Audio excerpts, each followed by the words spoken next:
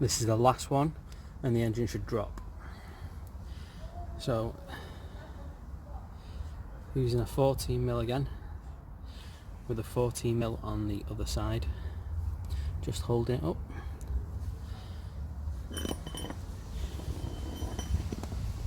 So it hits the frame here, so it's difficult.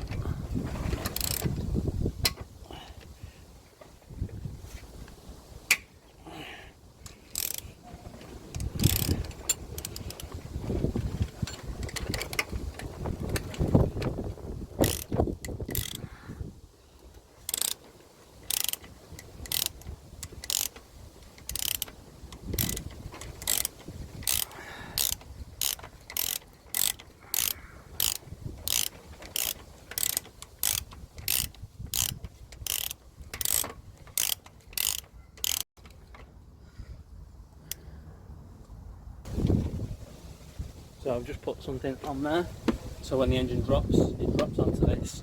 It might break it under the weight, but that's the last one to come out.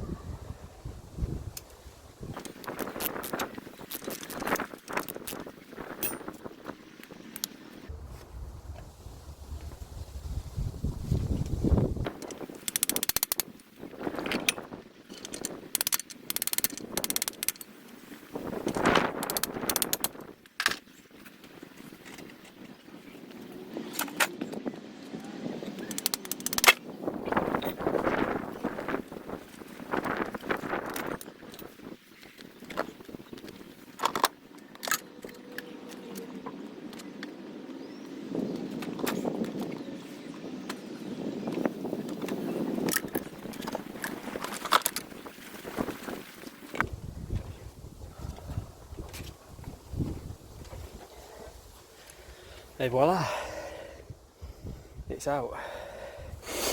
So the next trip is going to be taking the wheels, calipers, rear wheel, full body tray, wash down the frame, de-rust any other bits, take the loom out, ignition coils are coming out. So yeah, that's how you take an engine out. Now the last bolt is the most important one, which is the one we took out, which was the top ones.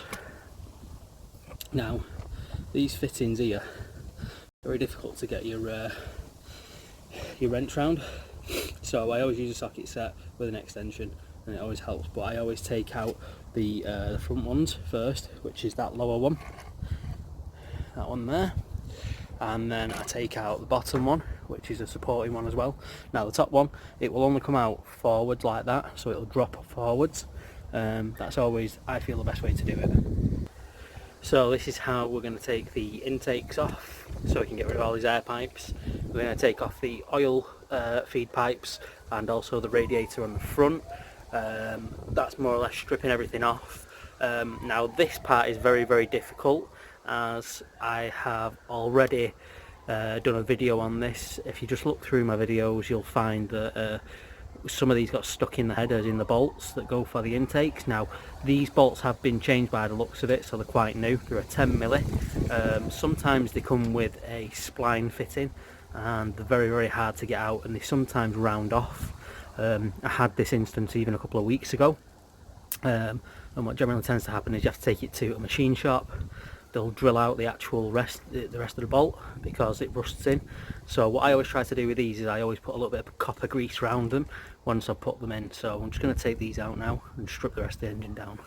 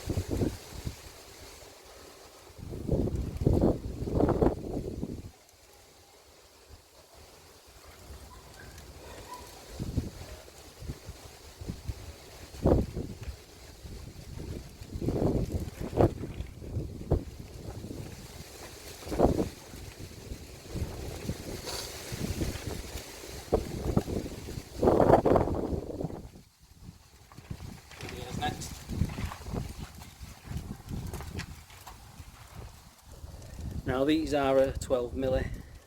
I always try to use, if I can, 12mm spanner, because sometimes you might get it wrong, and you might just go a bit over the top with a wrench.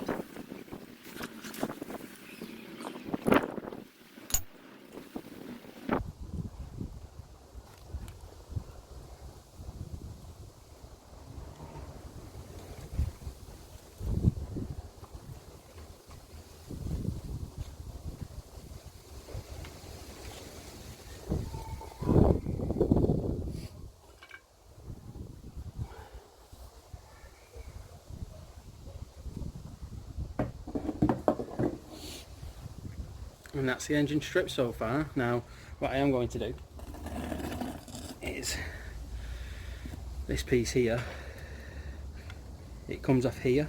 Now this is for your EGR, exhaust recirculation.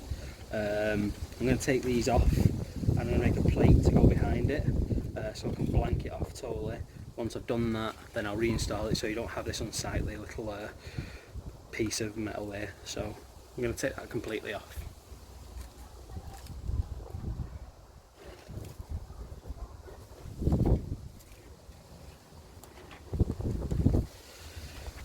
So the EGR, just going to remove that.